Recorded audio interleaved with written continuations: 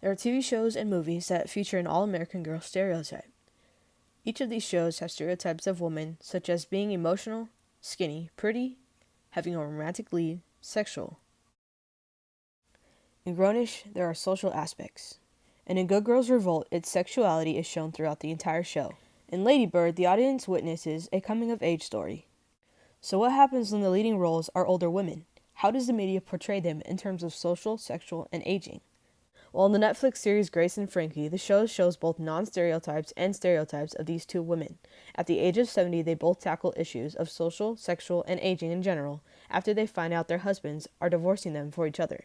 According to Chrysler, in the Journal of Social Issues, the stereotypes of elders contain both positive and negative. Negative aspects are emphasized, such as wrinkled, gray hair, forgetfulness, passive, weak, or ill. However, in Grace and Frankie, episode 1, right away the audience sees Grace, whose hair is blonde, wearing makeup, and looks nothing like 70 years old. Another non-stereotypical thing seen in episode 1, as well as throughout the entire show, is the use of cell phones. However, there is one small, yet large stereotype within. It's the aggressively huge font on the cell phone screen. Another stereotype shown is that in episode 26, Grace even describes the font on an instruction label to be so small, and she uses a magnifying glass to read it. A second concept that I noticed was sexuality and the physical intimacy that follows. According to Daniel D. Swell, MD, some of the common myths about elders and sexuality are they aren't interested, they just don't have sex, or they are unable to, and they should avoid it because it's dangerous. Well, in this show, they bust all of those myths.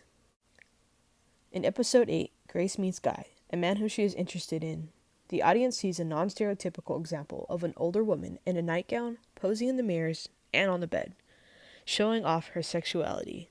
Oftentimes there are jokes about older people having sexual interactions. According to Lisa Lawless, a psychotherapist, she states, "Our society and culture, we see sexuality displayed by a lot of very young people, but sexuality cannot be turned off." One stereotypical example found in episode 26 was that older people do not use sexual pleasure toys.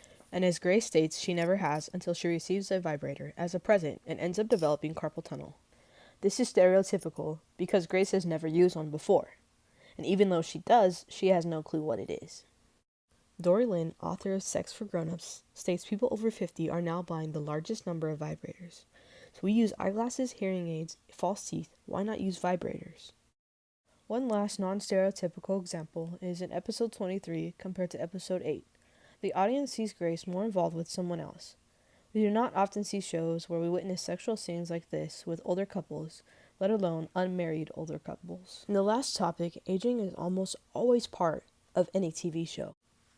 Aging of the elderly in shows are portrayed negative than any other age group.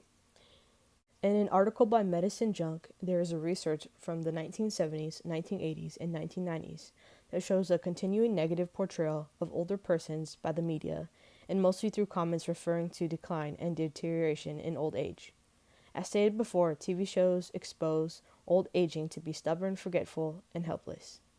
One stereotypical issue is that older people deal with is health. In episode 37, when Grace and Frankie are driving and arguing, then suddenly Frankie has a stroke. Strokes increase with age, but strokes can still happen in infants, children, teens, and young adults. So if you believe you're too young for a stroke, well, think again. One way Grace and Frankie break the stereotype of the senior living home stigma is that they show their friend living in one. She says they have laundry service, housekeeping, prescription pickup and drop-offs, and even medical assistance. It's important to understand that senior living homes are not boring, expensive, a daycare, lonely, or somewhere where you lose being independent, being in control, and are forgotten.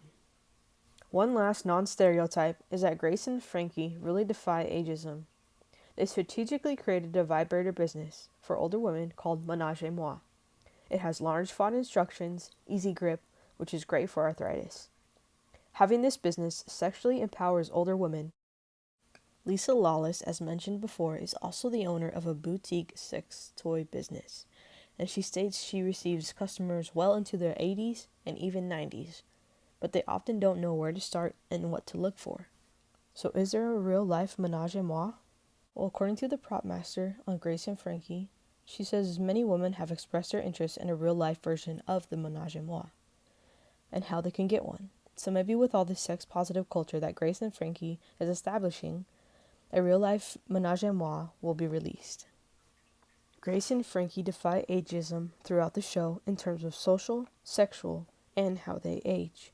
Even though it shows them in stereotypical scenarios, overall it is an example of how the media should be portraying older women.